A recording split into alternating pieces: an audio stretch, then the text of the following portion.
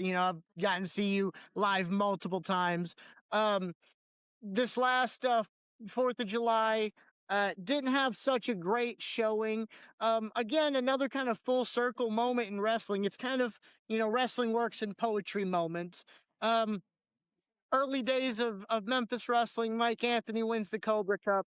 He kind of dastardly cashes in and wins the world title or the Heritage Championship. We fast forward a little bit. Mr. Tim Bosby wins the Cobra Cup, decides to cash in, maybe not on the best of terms, to capture the championship and then lose it again, but then win it back again, but then only win it with a kendo stick shot and a ref bump in order to win. That's beside the point. That's neither here nor there. The match you had with Mike Anthony didn't come out on top. You end up losing the Heritage Championship, crowning a new champion. What was your thoughts on the match and thoughts on the new Heritage champion, Mike Anthony?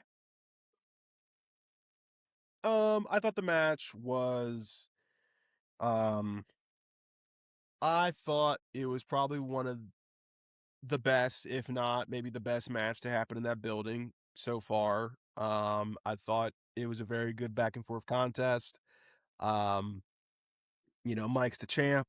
It is what it is. But I heavily enjoyed the match, even though I was not the victor. It was not the outcome that we wanted. I really enjoyed that match. I think the people were on a roller coaster that day of ups and downs. They didn't know who was going to win. And I think we put on a pretty good show for them. Not the outcome that Team Bosby wanted, but hey, I've gotten the belt back once already. Maybe I'll just get it back again, I think it's safe for that building. There was rumors that if you retained that day, the zone over there on the side of the ringway, the wild side or whatever they're called, there was talks of rioting going on if you end up holding on to that title that night. So I think it's good for the Wrestle Center that maybe you do just go back and claim it on a different date. We'll do it later. It's fine. Yeah, they're gonna tear that motherfucker up.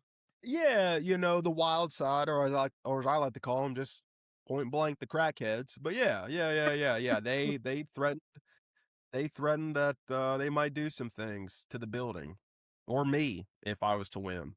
So also, just note to self, there may have been a little bit of pantsing situation going on the last few times you and Mike Anthony have been wrestling. On a couple of power bomb spots. So dude. Look. Mike Anthony, the first time at the July 4th show, Mike had new gear made, and let's just say the gear was not fitting the best that it should have. So that was the excuse then. And we were both like, all right, it was just that. Then we just wrestled not too long ago at the Arkansas Travelers, and they posted some of the footage from it. And I did the powerbomb on the apron there. And well, somehow Mike's ass came out again, and he was wearing his properly fitted gear. So now he's blaming me. Now he's saying it's my fault. And in West Coast Pro, I did the powerbomb on the apron to Alpha Zoe, and for a split second, you saw his ass and just cheated. So now, maybe that's my thing on the pop-up powerbomb. I give some people a show, I guess. I don't know. I got to try and avoid that going forward.